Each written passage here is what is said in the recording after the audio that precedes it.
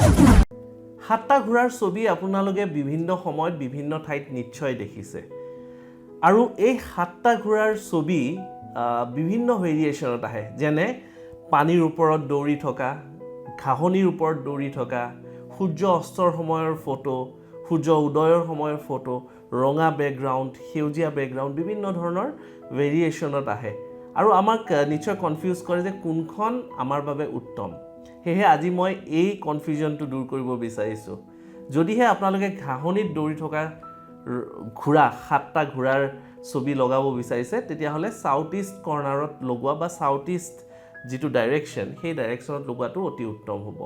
যদিহে পানীত দৌৰি থকা ঘোঁৰা আপোনালোকে ঘৰত লগাব বিচাৰিছে ই আপোনালোকে কেৰিয়াৰ অপৰচুনিটি আনিব মেণ্টেল পিচ আনিব আৰু ই উত্তৰ দিশত মানে নৰ্থ ডাইৰেকশ্যনত আপোনালোকে নিশ্চয় লগাব পাৰে সূৰ্য উদয়ৰ লগত দৌৰি থকা ঘোঁৰা ইষ্ট ডাইৰেকশ্যনত পূবে লগাব লাগে আৰু লগতে আপোনালোকে যদি ৰঙা বেকগ্ৰাউণ্ডত ধূলি উৰুৱাই যিবোৰ ঘোঁৰাৰ প্ৰতিচ্ছবি আছে সেইবোৰ আপোনালোকে দক্ষিণ মানে সাউথৰ ফালে আপোনালোকে লগাব পাৰে সাউথ ডাইৰেকশ্যনৰ ফালে আৰু আশা কৰিছোঁ এই সমূহ ডাইৰেকশ্যনত আপোনালোকে যেতিয়া ঘোঁৰাৰ ছবি লগাব আপোনালোকে নিশ্চয় এটা ভাল সুফল পাব ধন্যবাদ